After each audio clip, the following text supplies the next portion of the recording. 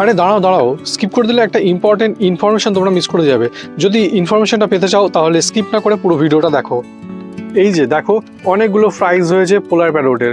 এর আগের ভিডিও তোমরা যারা দেখেছো তারা জানো, তাদেরকে বলেছিলাম যে পোলার প্যারোট কিন্তু ব্রিড করে, খুব ইজিলি ব্রিড করে। মেল ফিমেল আর সেট পেয়ার নিয়ে আসলে পরেই তোমরা তার থেকে ব্রিডিং রেজাল্ট পাবে। এই যে এটা দেখতে পাচ্ছ, এটা হচ্ছে ফিমেল।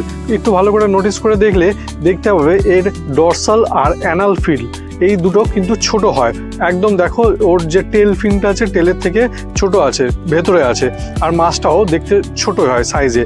তুলনামূলকভাবে মেলটা কিন্তু ফিমেলের তুলনায় বড় হয়। এরকম একটা তোমাদের মাটির পাত্র দিতে হবে। এই যে ওপরে যেটা দেখতে পাচ্ছ এটা কিন্তু মেলটাকে তোমরা যদি খেয়াল করো তাহলে তোমরা দেখবে যে মেলের যে ডরসাল ফিন আর অ্যানাল ফিন, এই ফিন দুটো তুলনামূলকভাবে অনেকটা বড় হয়। সেটা যে টেল ফিনটা আছে টেল ফিনকে ক্রস করে বাইরের দিকে বেরিয়ে যায়। এই যে এখানে দেখো তোমরা, এই যে ওপরেরটা মেল নিচেরটা ফিমেল।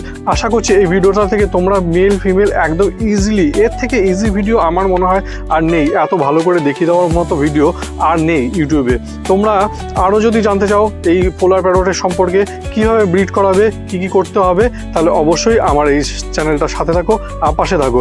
আর একটা জিনিস খেয়াল করবে, মেলের রং কিন্তু খুব ভাইব্রেন্ট হবে আর ফিমেলের যে রংটা সেটা একটু ডাল হবে।